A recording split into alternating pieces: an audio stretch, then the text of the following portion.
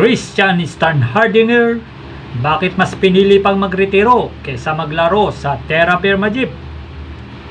At Barangay Ginebra, nakakasira ng karir ng mga player. Pero bago mga balitang yan, pakisuporta naman po aking YouTube channel, Ronda Toda. Makahingi man lang po ng isang likes and subscribe. Salamat po. Trending ngayon ang balita na si Christian Standhardinger ay mas pinili pang magretiro kaysa sa Terra Firma Jeep.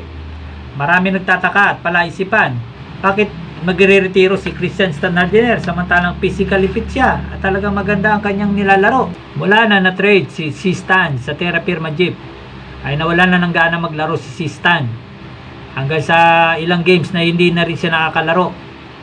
Kaya siguro napag-isip-isip niya na magretiro na lang kaysa ituloy pa yung kanyang PBA career.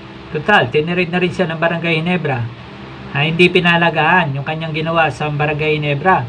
Yung kanyang binigay na niya kanyang buong base para lang matulungan yung Barangay Ginebra. Pero ang masaklap nito ay tinirade pa siya ng Barangay Ginebra sa Terra Firma Jeep kapalit ni Isaac Go. Kaya kahit sino ng mga player ay talaga masakit sa kalooban yun. Binigay mo yung serbisyo mo ng buong tapat, binigay mo yung laro mo, talagang tinulungan mo yung team mo para manalo at mag-champion, pero ang kapalit ay iti-trade ka lang. Yan, napakasakit sa mga PBA player at hindi naman sa mga PBA player, miski sa ibang mga larangan, talaga masakit yan. Yung talaga nagserbisyo ka na maayos, binigay mo yung buong katapatan doon sa trabaho mo, pero ang saklap nito ay bibitawan ka rin. Kaya kung ano man ang desisyon ni si Christian Standhardinger na magretiro, ay suportahan na lang natin siya. Once a king, always a king. Yan ang binibitawan salita ng mga Never Say Die team ng Barangay Ginebra. Talagang totoo na nga naman yan. Once na napunta ka sa Barangay Ginebra, isa ka ng king. At dito pa tayo sa isa pa nating balita. Barangay Ginebra nakakasira ng karir sa mga player. Hindi lang si Christian Standhardinger ang nagdesisyon na magretiro na at hindi na maglaro sa PBA.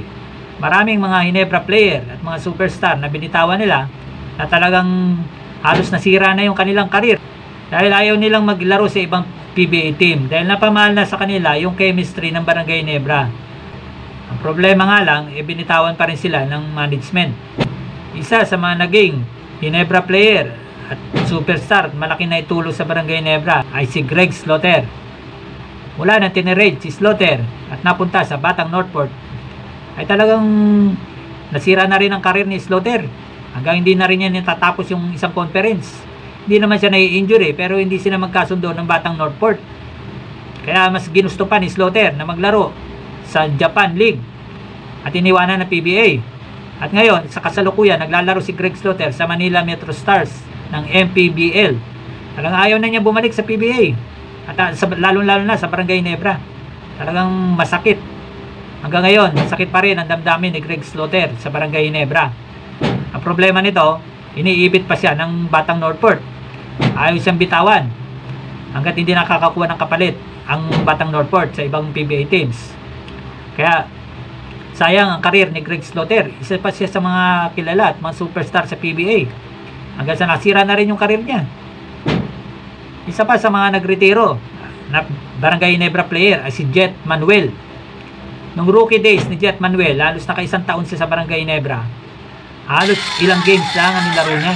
Halos mabibilang mo na sa daliri ang nilaro ni Jet Manuel. Samantalang nasa UP pa siya, talagang high caliber yung player na yan.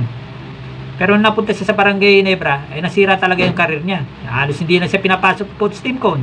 Hanggang sa nag-expire yung kanyang kontrata, hindi na siya nag-renew. Mas pinili pa niya magretiro kaysa mag-renew at maglaro sa ibang PBA teams. Kilala natin si Jet Manuel, professional naman yan. Ang bali-balita na engineering yata, architect.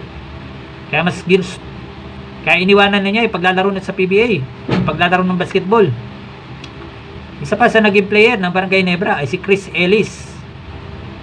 Wala nang tinirade at hindi na ni-renew ang kontrata ni Chris Ellis, ay hindi na rin siya naglaro sa ibang PBA teams. Ang dami kumukuha kay Chris Ellis pero mas pinili niyang wag na maglaro sa PBA.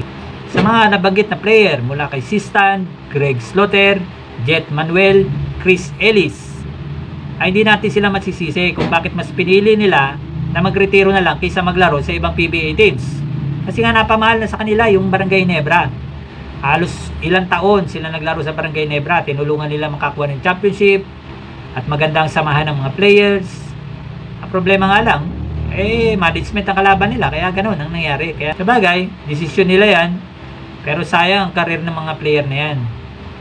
Kaya kung naman ang desisyon nyo, supportahan po namin kayo. Kaya good luck sa inyong bagong journey. Kung ano man ang mga plano nyo sa mga basketball career nyo, mabuhay kayo.